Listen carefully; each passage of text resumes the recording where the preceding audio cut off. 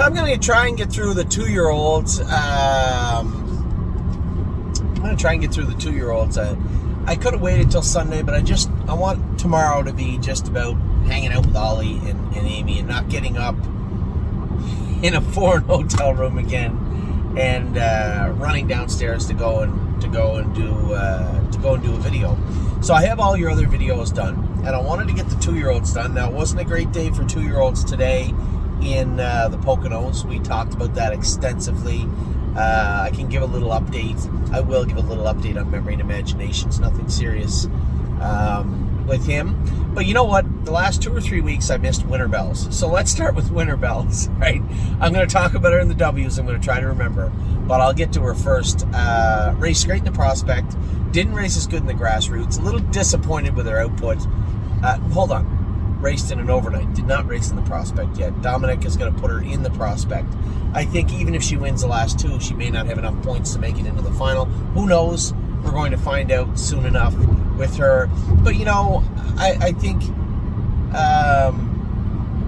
here's the thing. Dominic messaged me, oh, she's scoping pimples and mucus. Lots of 2-year-olds have pimples and mucus. I find a lot of the times, I like to use the scopes informatively, but I'm not going to use them as crutches all the time and excuses for you. Oh, the horse scope's sick. All right, when Atlas Hanover races bad, scope's sick. All right, fine, he's sick. Because clearly he's already been there. He's done that. He has speed. He has talent. You know, he's going through a rough patch. So we will use that in an informative way, but as an excuse also, because he's already been there. When you look at Winter Bells and she wins in 56 in a 5-horse field with 4 horses that can't beat her, and then comes out and gets pummeled in with horses she should do better with.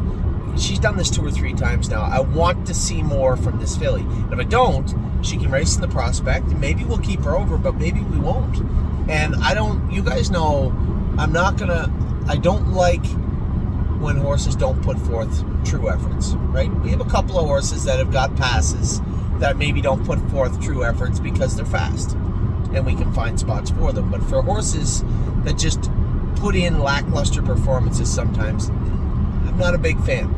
So I'm going to be watching Winter Bells. There's going to be a lot of people must say, oh, that's not fair, she was sick. Easy with the sick stuff, right? When it doesn't show up in her blood, there's some pimples and mucus in her throat, okay. But where was the horse that run off in 56? We'll see that horse again.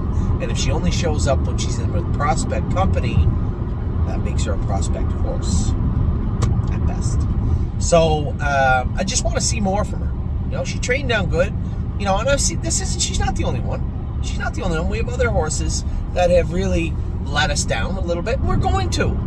You race horses, you know, as a living. You race enough of them, you're going to have lots and lots of them that let you down. It's just the way it is.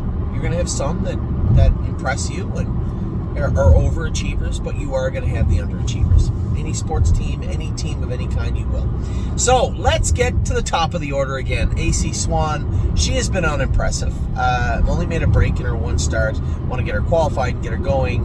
You know, we're past the point of, forgive my French, but shit or get off the pot. Come on, let's go. Let's get going here. Show me what you want to do and what you don't want to do, and if you don't want to be a racehorse, fine. We'll let somebody else worry about trying to turn you into one. But AC Swan does possess talent, does possess ability, just need to see more of it. So let me see it. So that's where AC Swan is right now. Affection turned out in the field. I had a wonderful dialogue and conversation with Jane and John and Ben about Affection, and I thought she just raced so great her last start. I wanted to turn her out on a high note. I wanted her to leave racing and go out to the field after a rookie season. Not a great season, but happy with what she did her last start. I was so impressed with the way she came out of the winner's circle with her ears up and she was playing. She felt good. I wanted her to go to winner. It wasn't a great season, but I wanted her to go to winner. And they agreed, and very, very happy to turn the filly out and bring her back. Can't wait to see what she's going to do at 3. Alibaba, a little flat, but had to be short. Had to be short. Right now, we'll make excuses where they belong. Here's a filly that hasn't really, because of these rainouts, really hasn't raced in 4 or 5 weeks. Can't train her too hard at the farm. Looked a little short to me. that's probably what she was. Arson has been racing great. Really been a nice little colt for us.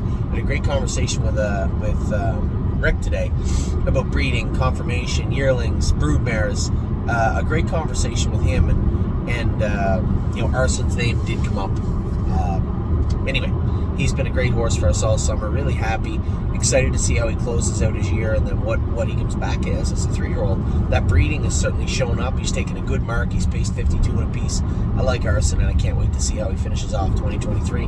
Blanton's Blue is in to go at Northfield Park this week. I'd like to get a mark on this guy and turn him out. Is he going to come back and be a killer? No. He's going to be a useful type horse, I believe. Born to Dance. I was happy. My elbow's still sore, you bugger. I was happy with the way he raced the other day. It wasn't that, the speed. It wasn't the speed or that he come blinding speed at the end of it.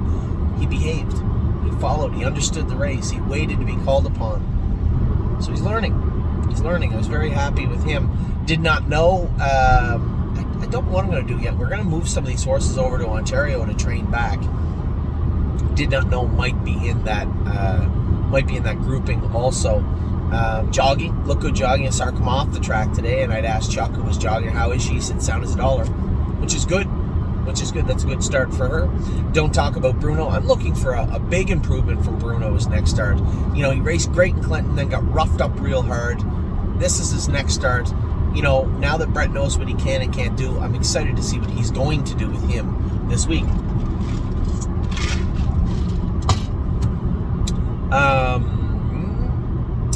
Drebin is out in the field.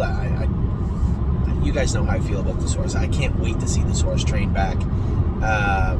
We'll see how he is. He's not going to come back in until November sometime, but I like Drebin a lot. Easy in the turns, is jogging now. She should start training soon. Electric Line, another horse, might find his way over to a little bit bigger track here in Ontario. Flash Fly is out in the field. I want to check in on her because she has that skin, I want to say disorder. Kind of is. Just feels like she has a skin reaction to everything. Is this something she can grow out of? Is it something we're going to have to get some sort of special, crazy, vegan soap cream for? I don't know.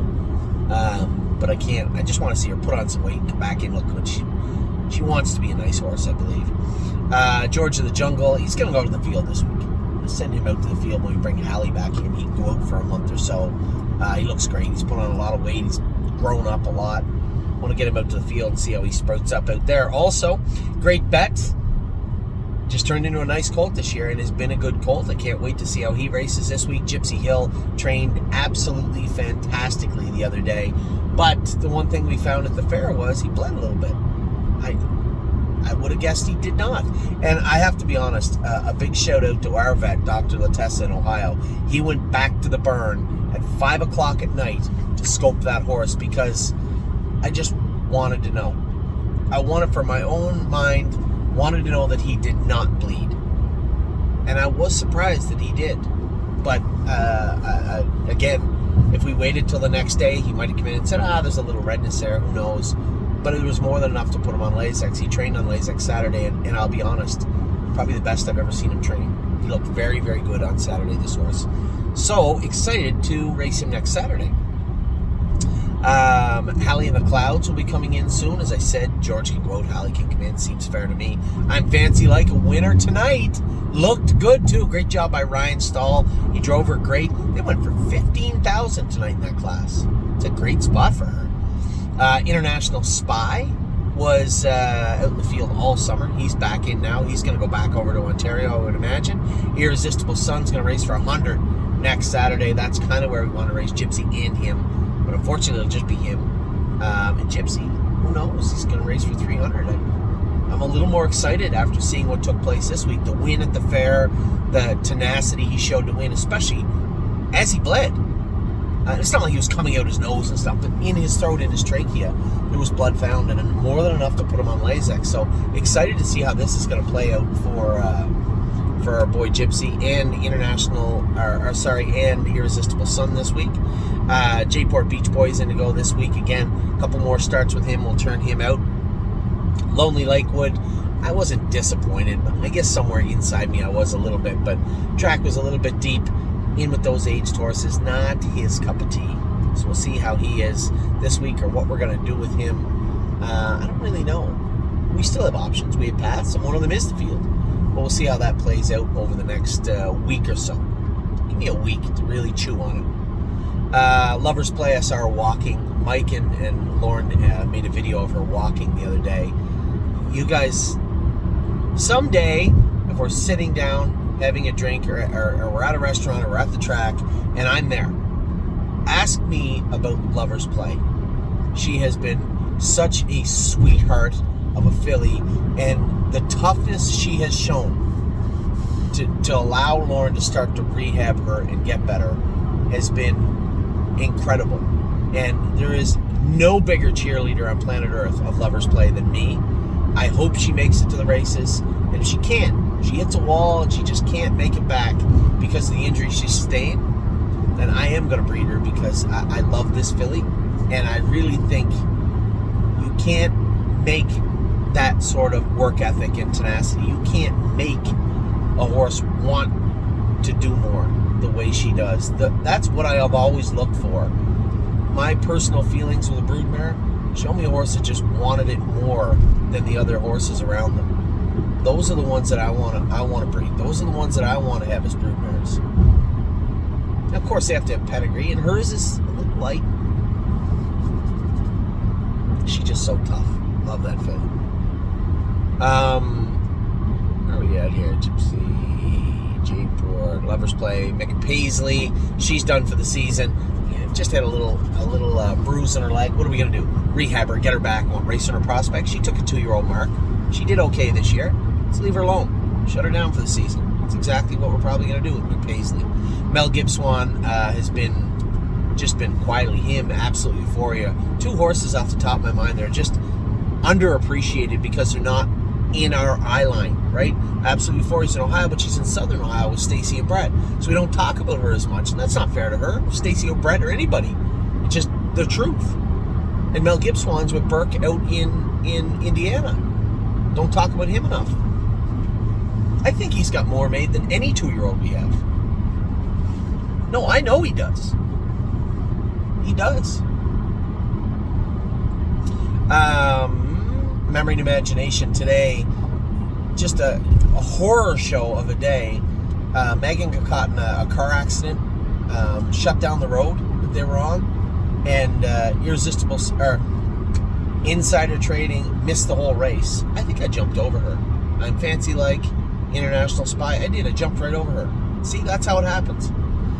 Insider trading missed the race because she didn't even get to the track until almost an hour after she was supposed to race. Her race was over. The horses she was supposed to race against were cooled out, probably getting put away, and she just shows up. That's not fashionably late. That's scratched. And it wasn't anybody's fault. And then the same, hell day, it's not even a word, hellish day, hellish scenario. Same thing happened with Memory and Imagination. Now he flipped his palate. Never done that in his life. Wasn't hot warming up. Was the sweetest little horse warming up. So what happened?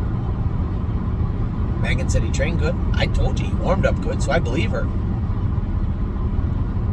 I want to believe that maybe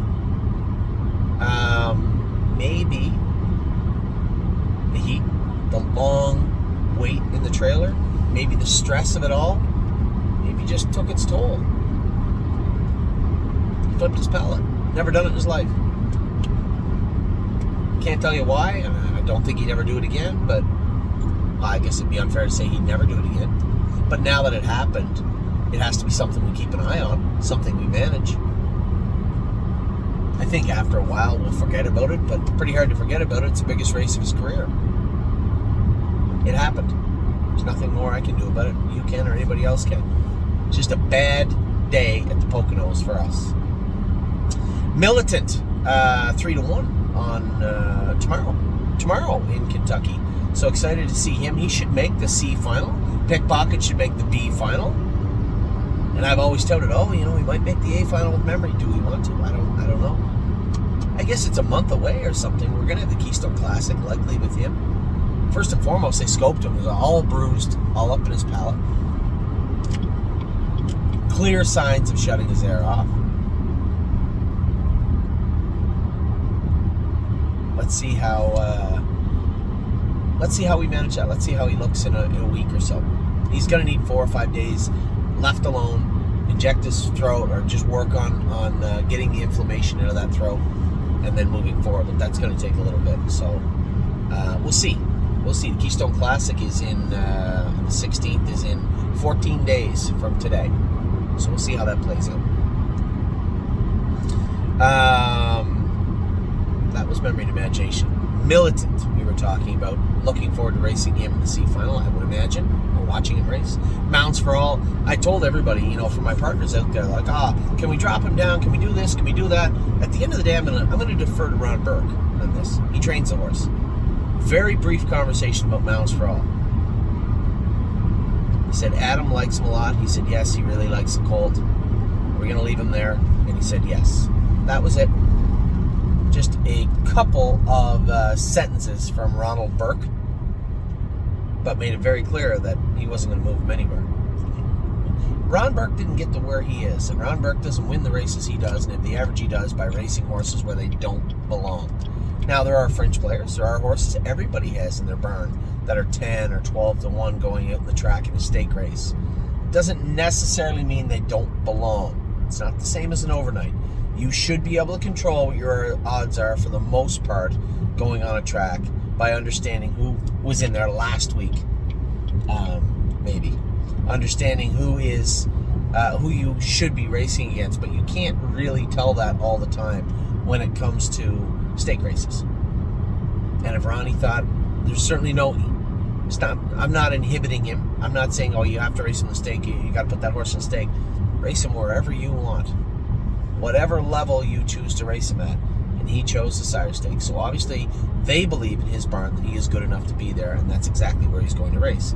No Chance at Hill is back jogging, has been back jogging. I gotta be choked. Doctor the test and see when he's going to cry out that leg. As soon as the scab's off, will turn him out.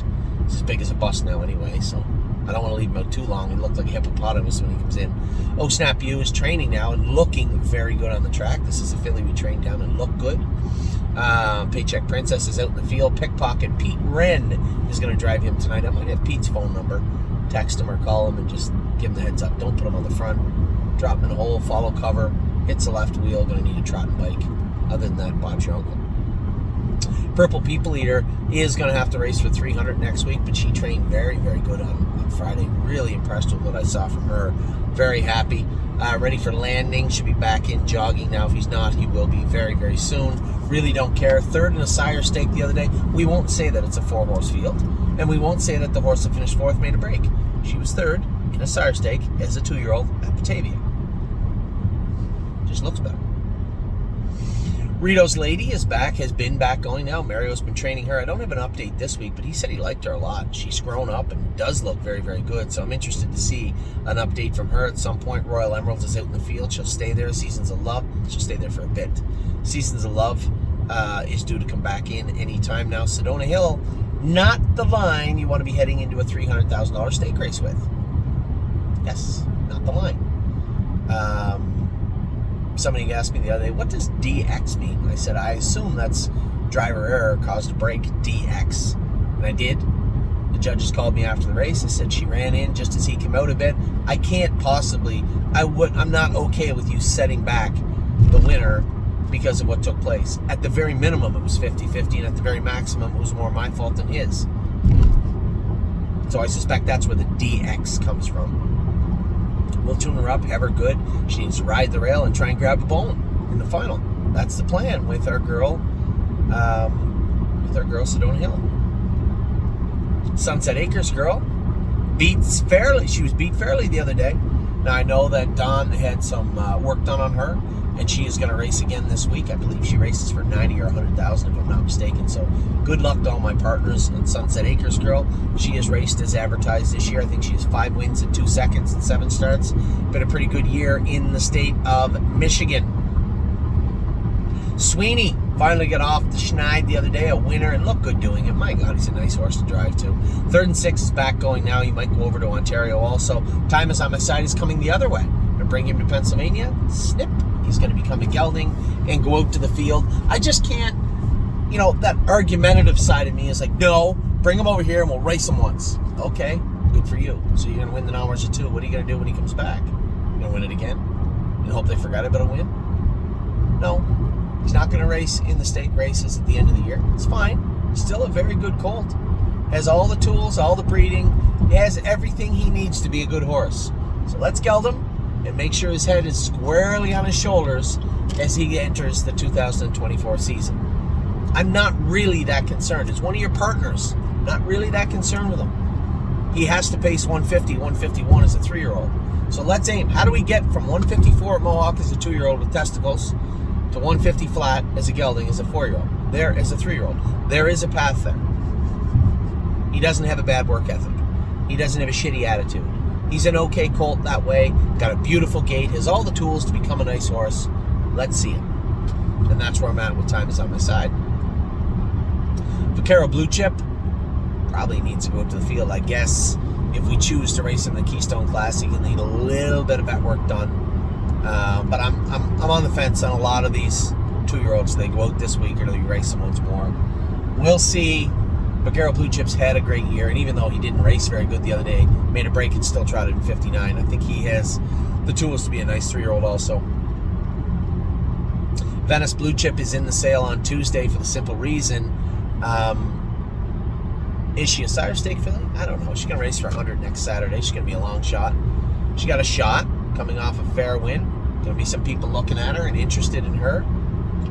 But at the same token, I think now's the time. It is a good storyline. Let's use it to our advantage. Victory Blue Chip is out in the field right now and will remain out in the field until probably November.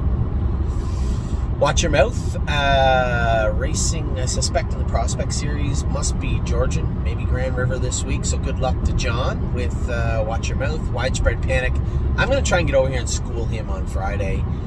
They said he got really hot his last start. This one we just changed the shoes. I suspect that is how and why it happened. But without going with him, I don't know. So I'm going to go with him this week if I can. I'm going to try and get over here Friday and see if I can't go with him.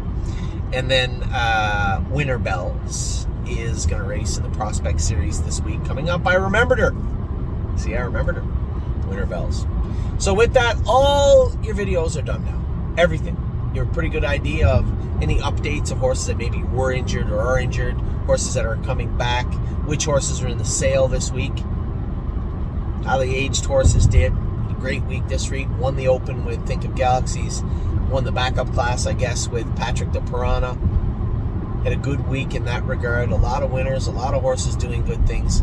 Don't forget, yes, we sprinkled on a little bit of shitty luck in the Poconos. That will happen. But we're going to push forward. I've driven all the way home from the Poconos tonight. Had a terrible coffee. That's okay. I don't drink iced coffee, but that's all they had at 2 minutes to closing. Beggars can't be choosers. Turned a 6-hour drive into a 3-hour rant. But I'm home now. On my way to the hotel in Toronto because Ollie is finishing off his baseball tournament. If you didn't catch it, he pitched the last 2 innings today.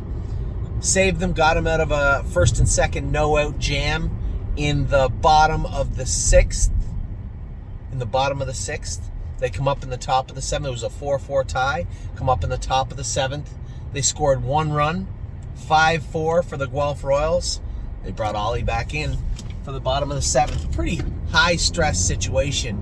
He does a little pitching, but he's not one of their top pitchers.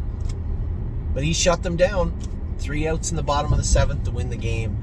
It was really the only thing that saved me from having a complete meltdown on the way home from what happened at the Poconos. All in all, if you just remove the entire Poconos sliver from our timeline today and this week and this month and this year, we've had a great run. This year, this month, this week, and today. Meadows was great. Brace for Landing was pretty good at the Meadowlands. And I'm going to stop and watch No Free Lunch tonight later on. Good luck to my partners in No Free Lunch. So with that, I'll let you go. I hope you guys had a wonderful weekend. Have a great long weekend, and I'll talk to you all very soon. Take care.